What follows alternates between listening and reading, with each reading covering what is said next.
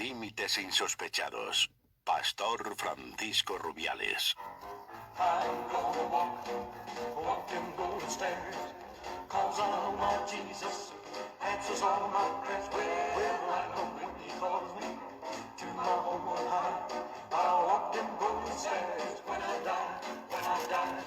Oh Lord, you know I can. Entonces dijo Dios: hagamos al hombre a nuestra imagen, conforme a nuestra semejanza, y señoré en los peces del mar, en las aves de los cielos, en las bestias, en toda la tierra, y en todo animal que se arrastra sobre la tierra. Y creó Dios al hombre a su imagen, a imagen de Dios lo creó, varón y hembra los creó. Muy buenas noches, muy bienvenidos a esta edición de Límites Insospechados. Hoy, 17 de mayo, lunes del año 2021, cuando pasan 2 minutos de las 10 de la noche aquí en Madrid, capital de España.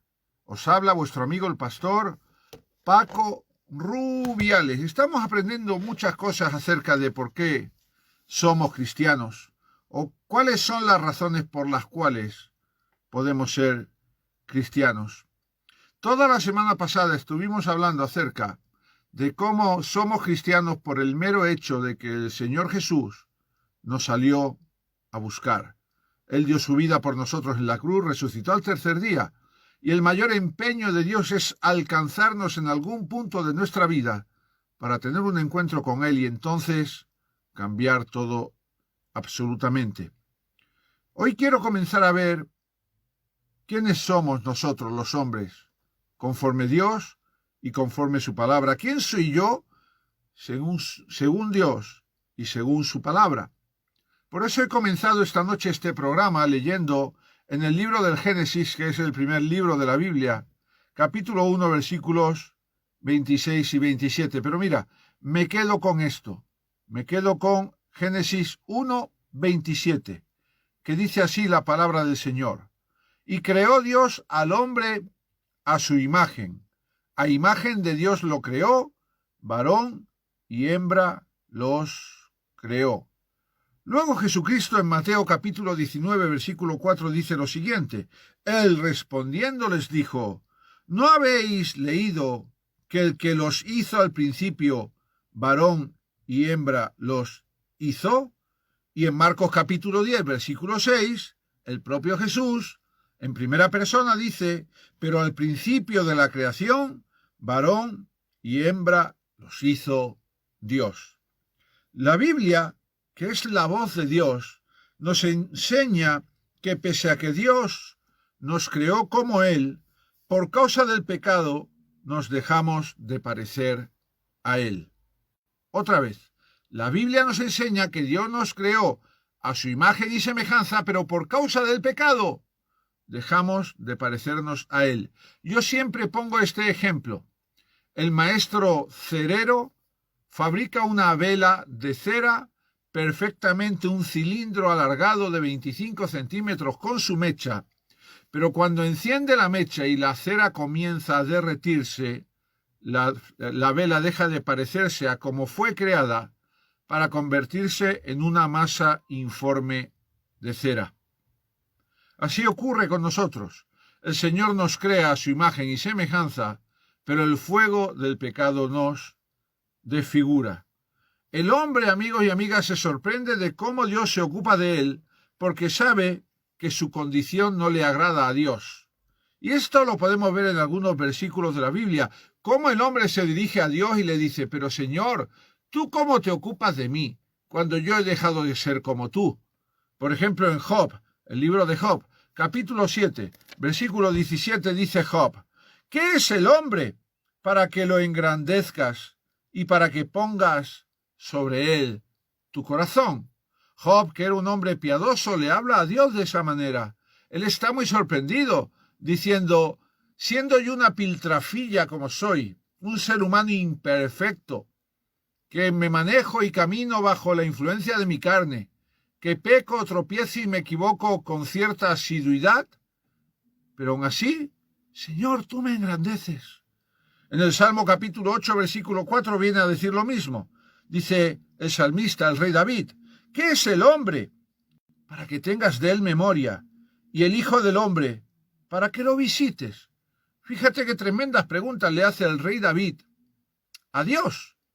Dice, ¿qué es el hombre para que tengas de él memoria? Porque dime la verdad, amigo y amiga, tú y yo como hombres y mujeres que vivimos en la carne, cuando alguien nos hace daño, lo primero que queremos es olvidar a esa persona, echarla en el olvido, porque pensamos que si la echamos en el olvido, vamos a dejar de sufrir por su ofensa o por su afrenta.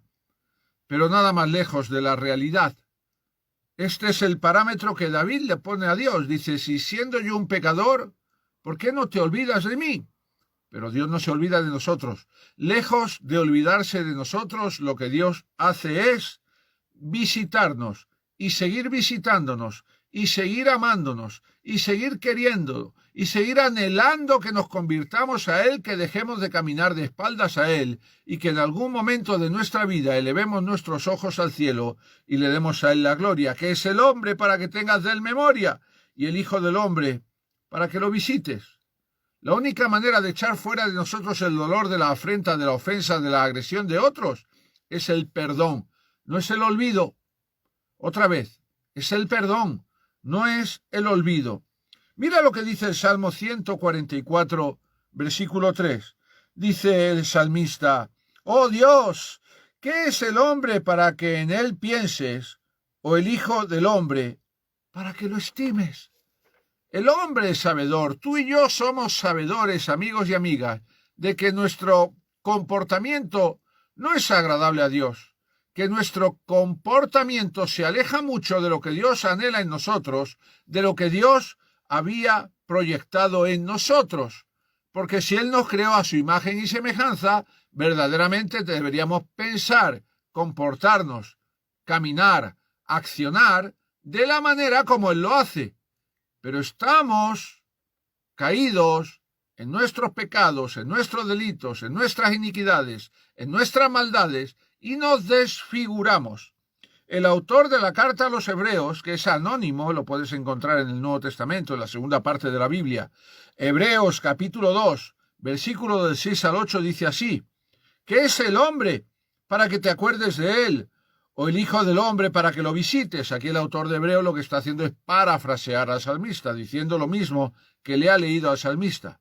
Y continúa diciendo, le hiciste un poco menor que los ángeles, le coronaste de gloria y de honra, y le pusiste sobre las obras de tus manos. Todo lo sujetaste bajo sus pies. ¡Qué tremenda manifestación del amor y de la gracia de Dios sobre nosotros! Que pese a ser imperfectos, pecadores, delincuentes, criminales, mal hablados y todo lo que se pueda decir de nosotros, con todo y con eso, por causa de que Dios nos creó a su imagen y semejanza, puso en nuestras manos las mejores cosas. ¿Sabes qué?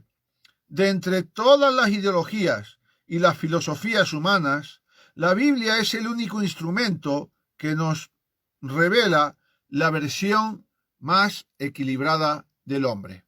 Te voy a poner algún ejemplo. Por ejemplo, la filosofía humanista es aquella filosofía que pone al hombre en el centro de todas las cosas. La filosofía humanista tiene una visión muy optimista del hombre, poniéndolo en el centro de todas las cosas. Para los humanistas, el hombre es lo más importante de todo. No hay nada más importante que el ser humano. Y además piensan que aunque el hombre se equivoca y tropieza continuamente, sin embargo, el hombre no deja de crecer y de evolucionar. ¿Sabes? El humanismo es tan optimista con el hombre que no tiene en cuenta el pecado original que limita al ser humano y provoca que el hombre nunca termine de alcanzar aquello que persigue. En el polo opuesto, ¿qué tenemos?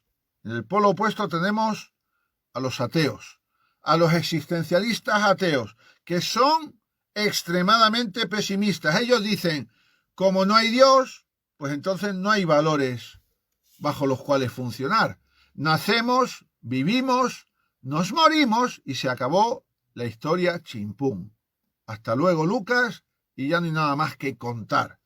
Hay una frase del famoso escritor Mark Twain, que era un ateo extremadamente pesimista, donde él decía que si se pudiera cruzar al hombre con un gato, el hombre mejoraría y el gato empeoraría. Eso es un ejemplo de ateo existencialista extremadamente pesimista. Así que entre los optimistas humanistas y los ateos pesimistas nos encontramos con el cristianismo, que evita ambos extremos, el optimista y el pesimista, y nos da la verdadera visión de Dios, del hombre, que es una visión realista y radical. Y esa visión la podemos ver en la Biblia. Según la Biblia, Dios puso en el hombre gloria y poder. Lo hemos leído en Génesis capítulo 1, versículos 26 y 27. Dice: entonces dijo Dios, hagamos al hombre a nuestra imagen, conforme a nuestra semejanza, y señoree en los peces del mar, en las aves de los cielos, en las bestias, en toda la tierra, y en todo animal que se arrastra sobre la tierra. ¿Qué es lo que dice la Biblia? ¿Qué es lo que dice la palabra de Dios acerca de con qué finalidad Dios creó al hombre y a la mujer? Los creó para darle gloria, poder y autoridad sobre todas las cosas, siendo que el hombre es lo mejor, la guinda más preciosa de la creación. En Mateo capítulo 10, versículo 1 podemos leer: entonces Jesucristo, llamando a sus 12 discípulos, les dio poder sobre los espíritus inmundos para expulsarlos y para sanar toda enfermedad y toda dolencia. Fíjate que en Génesis vemos cómo Dios le da al hombre toda autoridad, toda gloria y todo poder sobre lo de la tierra, pero ahora llega Jesucristo y le da la autoridad al hombre sobre el cielo. Le da autoridad espiritual para sanar enfermos, para liberar endemoniados. ¿Para qué me dice más? Para vencer a los espíritus inmundos, para expulsar demonios y para sanar toda enfermedad y toda dolencia. Así que en el inicial plan de Dios con el hombre, creado a su imagen y semejanza, estaba y sigue estando la intención de Dios de darle al hombre su creación más excelsa, más preciosa, el hombre y la mujer, todo poder y toda autoridad. Y quieres que te diga algo, Dios todavía no ha desechado esa idea, ni la va a desechar. Él hoy en día quiere entregarte a ti y a mí autoridad y poder sobre todas las cosas en la tierra y sobre todas las cosas en el cielo. Y cuando en Mateo capítulo 28, versículo 18, Jesucristo dice: toda potestad me ha sido dada en el cielo y en la tierra, lo que está diciendo al mismo tiempo es: vosotros estáis dentro de esa autoridad. En Lucas capítulo 10, versículo 19, mira lo que dice.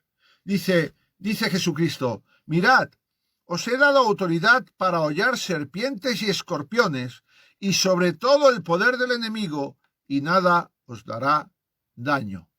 Jesucristo machaconamente les recuerda a los discípulos, y por ende también a ti y a mí, que esa autoridad Él la quiere entregar al hombre. Me gusta mucho el verbo que utiliza en el griego cuando aquí dice: os he dado autoridad, porque utiliza el verbo griego exousia, que está compuesto de dos palabras: ex, que significa de fuera o que está fuera, y ousia, que significa poder, significa autoridad, significa potestad. O sea, él dice: os he dado autoridad exousia, que realmente lo que Jesús les está diciendo: os doy una autoridad que viene de fuera hacia vosotros, porque vosotros por vosotros mismos no tenéis esa autoridad. La autoridad viene de fuera. ¿De quién viene? De mí. Por eso dice: os he dado yo autoridad para hollar serpientes y escorpiones y sobre todo el poder del enemigo, y nada os hará daño. ¿Sabes qué, amigo y amiga?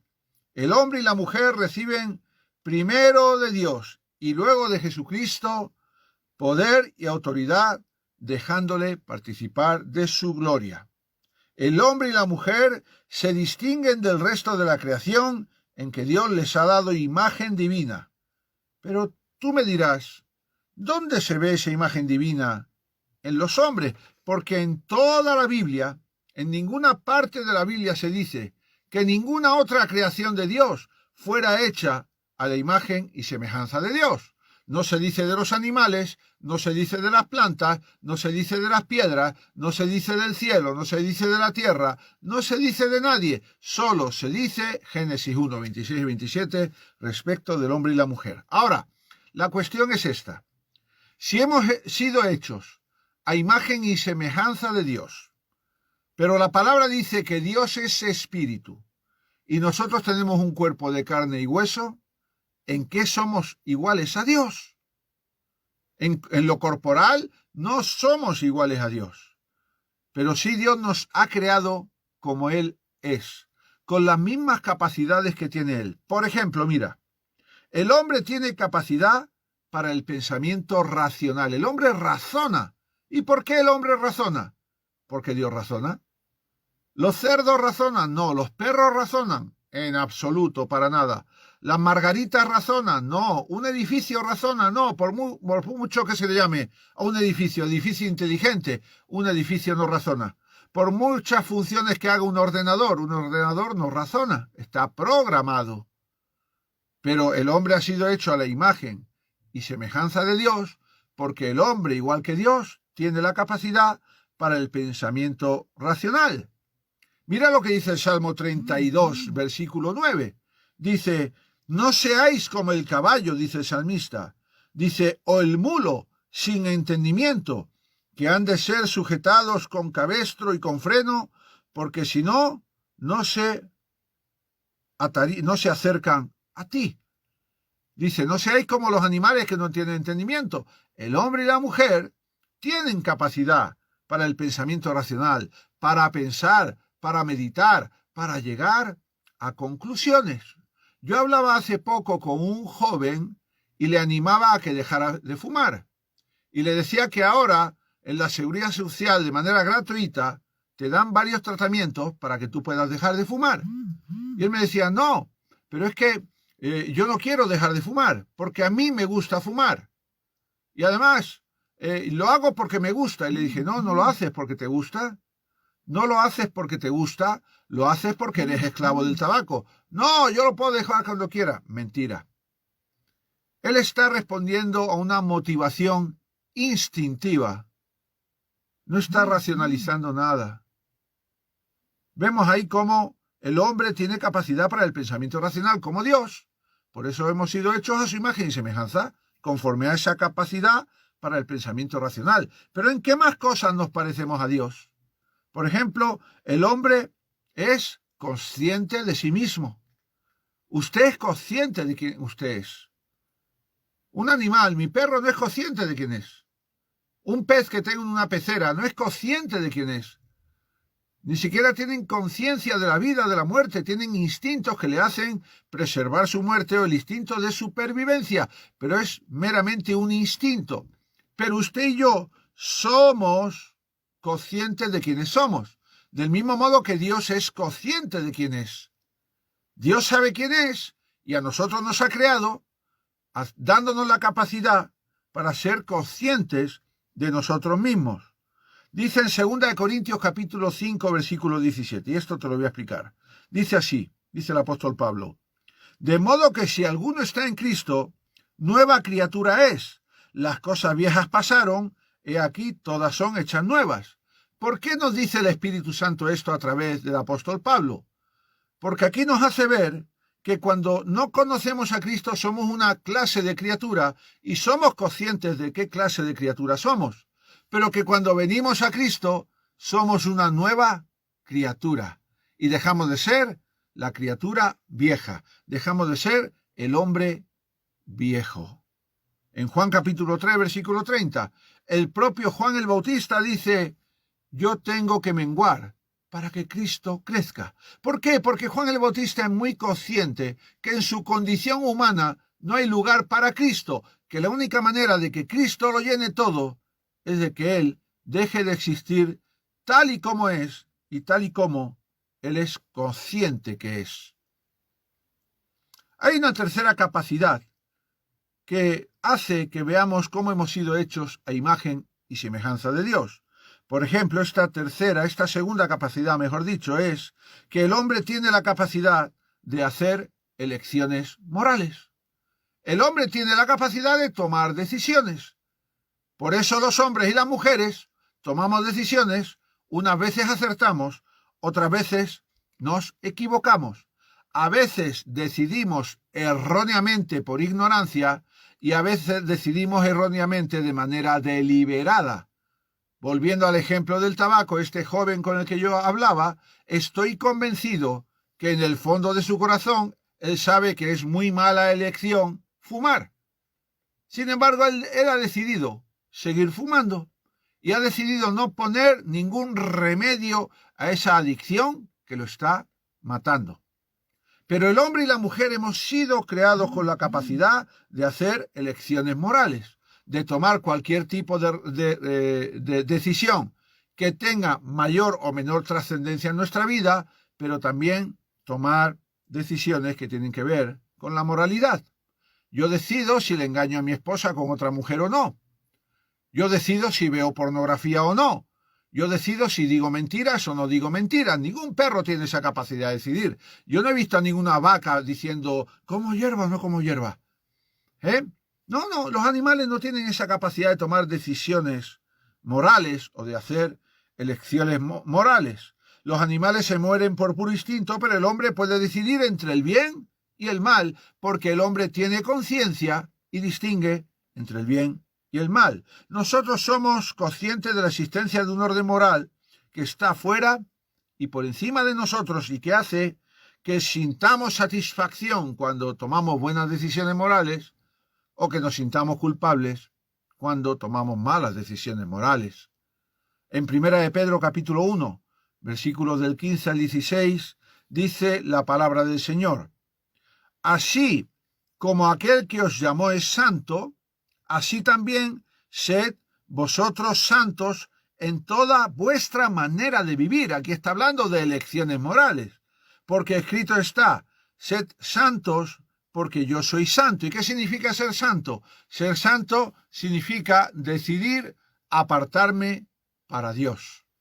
Aunque siga viviendo en un cuerpo erróneo, un cuerpo equivocado, un cuerpo que tropieza, un cuerpo que sufre, que tiene que comer, que tiene sueño, que a veces pide que se cumplan sus deseos, yo puedo decidir apartarme para Dios. Eso significa consagrarse o santificarse.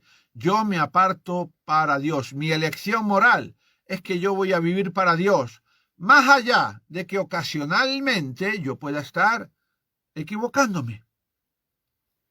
Una tercera capacidad que nos identifica a la imagen y semejanza de Dios. Por ejemplo, el hombre tiene capacidad para la creación artística.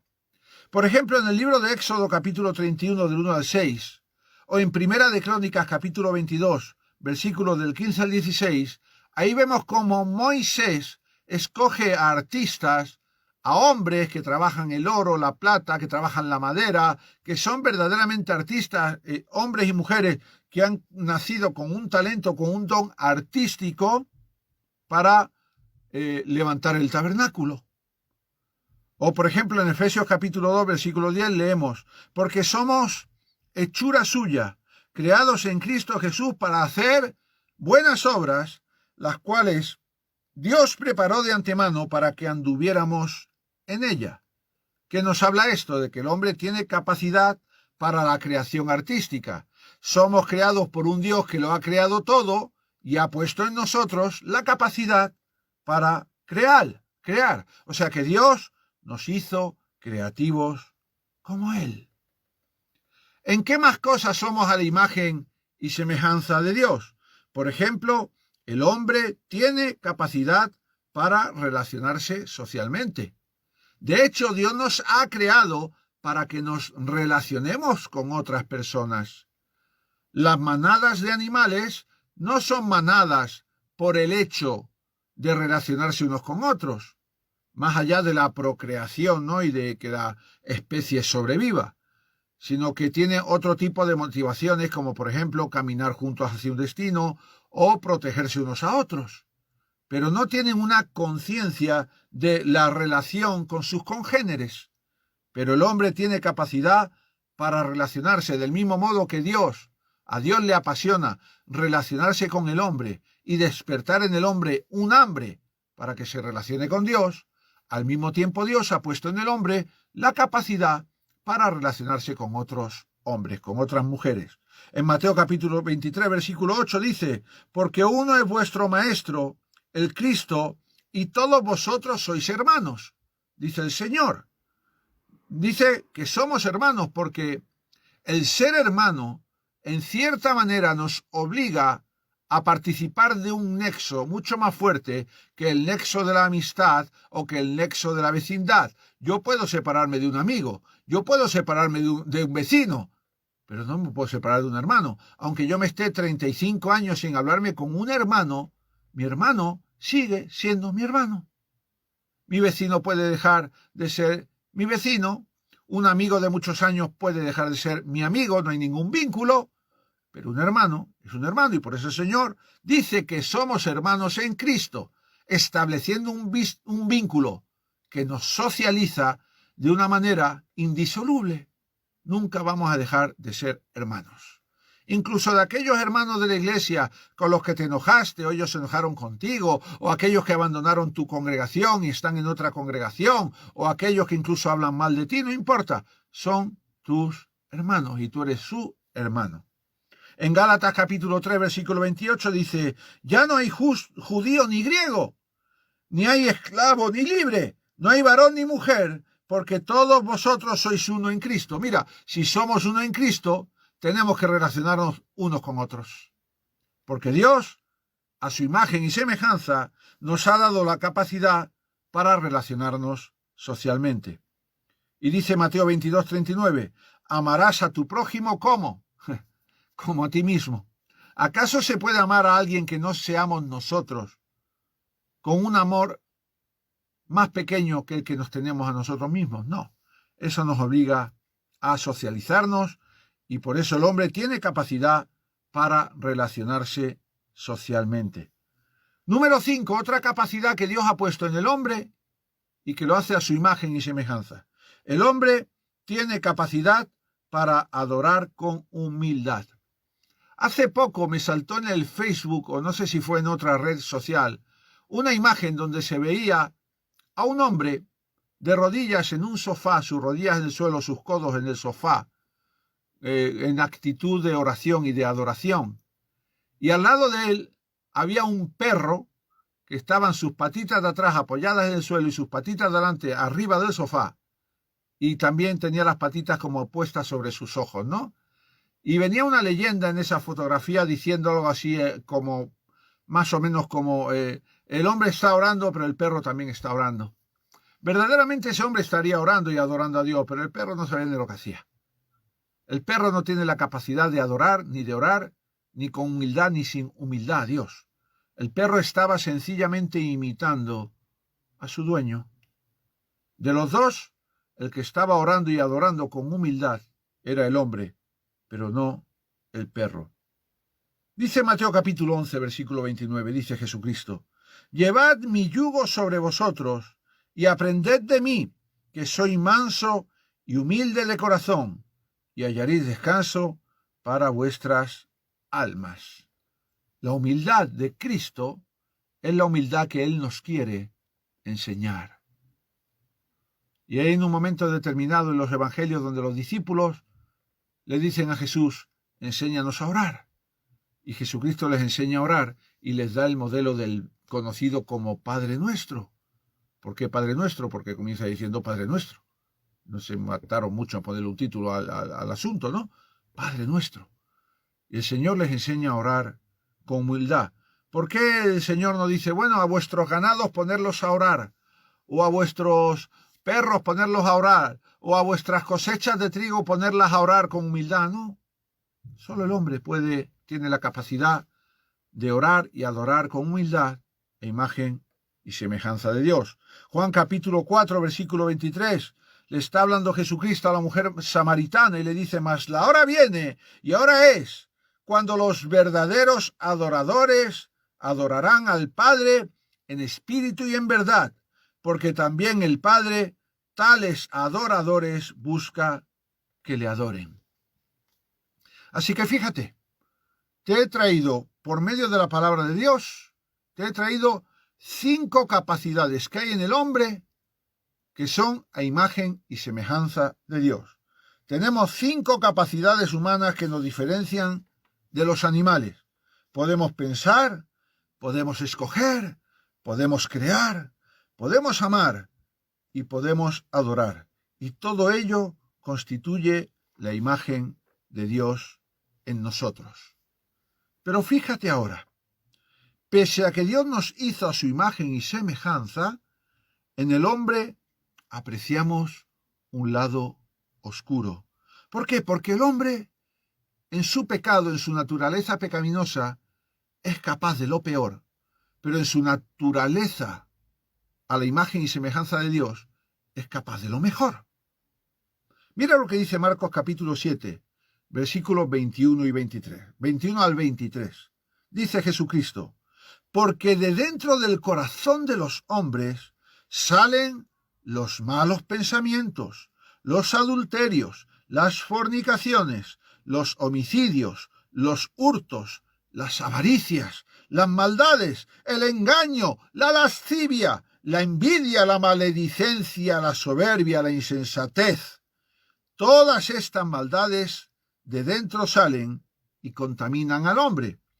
O sea que vemos, por un lado, que a la imagen y semejanza de Dios somos capaces de pensar, de escoger, de decidir, de crear, de amar, de adorar, pareciéndonos a Dios. Pero por otro lado, en nuestra condición humana, somos capaces de las peores cosas. En estos 2 versículos, en Marcos 7, del 21 al 23, Jesucristo nos revela que existe una capacidad innata humana para el mal, por causa del pecado que hay en nosotros. Y Jesús describe este mal como un mal universal, como un mal egocéntrico, como un mal que nace en el corazón del hombre y como un mal que nos corrompe. Qué tremendo ese mal. Al final, al que más perjudica es a nosotros mismos. Nace de nuestro corazón, nace de nuestro yo, de nuestro egoísmo, y es un mal universal que anida en todos los hombres. Fíjate lo que dice Romanos 3:23 para explicar ese mal universal. Dice el apóstol Pablo, inspirado por el Espíritu Santo: todos pecaron y están destituidos de la gloria de Dios. Dice todos, porque en todos los hombres anida este mal. El mal es universal. Pero hemos dicho también que ese mal es egocéntrico. En 2 de Timoteo capítulo 3, versículos del 1 al 2, dice así: también debes saber esto, Timoteo, que en los postreros días vendrán tiempos peligrosos, porque habrá hombres amadores de ¿quién? De sí mismos. Y por cuanto el hombre se ama a sí mismo, de ahí nace el mal. También dice el profeta Jeremías, capítulo 17, versículo 9, dice: engañoso es el corazón más que todas las cosas y perverso. ¿Quién lo conocerá? Aludiendo a lo que Cristo dice, que el mal nace en el corazón humano. Nace en el corazón y sale fuera del hombre para contaminar al hombre. Y hemos dicho también que ese mal genera corrupción en el hombre. Lo podemos leer, por ejemplo, en Génesis capítulo 6, versículo 12. Y dice: y miró Dios a la tierra, y he aquí que estaba corrompida, porque toda carne había corrompido su camino sobre la tierra. Así que el mal genera corrupción y el mal nos corrompe. Isaías capítulo 1, versículo 4, dice el profeta, inspirado por Dios y lamentándose, dice: ¡ay, nación pecadora! Pueblo cargado de iniquidad, generación de malvados, hijos corrompidos, porque han abandonado al Señor. Oh, fíjate, el hombre, amigos y amigas, es capaz de lo mejor y de lo peor. Sí, Hemos sido creados a la imagen y semejanza de Dios para lo mejor, pero bajo el principado del pecado en nuestra carne, en nuestro cuerpo, somos capaces de lo peor. Proverbios 16:9 dice: el corazón del hombre piensa su camino, mas Jehová endereza sus pasos. Pero tengo una buena noticia para ti. En este dilema entre todo lo bueno que puede hacer el hombre y todo lo malo que puede hacer el hombre, hay una respuesta. Hay una respuesta a esta paradoja. Y la respuesta es el cumplimiento de los mandamientos que nos dio Jesucristo. Si tú y yo le pedimos ayuda a Dios, en el nombre de Jesús y bajo la comunión del Espíritu Santo, que nos ayude a cumplir los 2 mandamientos que nos dio Jesucristo, amarás a Dios y amarás al prójimo, entonces estaremos en el equilibrio entre todo lo bueno que podemos hacer y todo lo malo que podemos hacer. Lo vemos ahí en Mateo capítulo 22, versículos del 36 al 40. Cuando alguien le preguntó a Jesucristo: Maestro, ¿cuál es el gran mandamiento en la ley? Jesús le dijo: Número 1, amarás al Señor tu Dios con tu corazón y con toda tu alma y con toda tu mente. Este es el primero y grande mandamiento, dice Jesús. Y el segundo es semejante: amarás a tu prójimo como a ti mismo. Y dice: de estos 2 mandamientos depende toda la ley y los profetas. Te lo vuelvo a decir, Jesucristo solo nos da 2 mandamientos. Fíjate que en esta relación Jesucristo no nos da un tercer mandamiento que nos podría parecer hasta razonable. Imagínate que Jesús dijera: primero ama a Dios, luego ama al prójimo y tercero, ámate a ti mismo. No, no lo dice. No lo dice. No, no lo dice. No hay un tercer mandamiento: ámate a ti mismo. Sino que lo que Jesucristo dice es que amemos a los otros más que a nosotros mismos, pero con el mismo amor con el que nos amaríamos a nosotros mismos. Parece un poco lioso, pero no es lioso. El Señor dice que amemos a los demás más que a nosotros. ¿Y sabes qué? Cuando aprendemos y ponemos en práctica el amor a Dios y el amor al prójimo por encima del amor que nos tenemos a nosotros mismos, la maldad deja de ser universal porque escapamos de esa maldad universal. La maldad deja de ser egocéntrica porque sacamos de nosotros poner en primer lugar el amarnos a nosotros, ser amadores de nosotros mismos. Cuando le damos nuestro corazón a Dios, ya no nos queda corazón para fraguar la maldad. Y cuando le entregamos nuestra vida a Cristo, escapamos absolutamente de la corrupción. ¡Aleluya! Mañana quiero seguir con esta enseñanza, pero vamos a ir a un momento de música y ahora volvemos. Amén. Límites insospechados. Si quieres seguir escuchando, cámbiate ahora mismo a crackradio.es, crackradio.es, y si estás en Madrid, Crack Radio Madrid 96.2 FM. Que Dios te bendiga y que Dios te guarde. Hasta mañana. Adiós.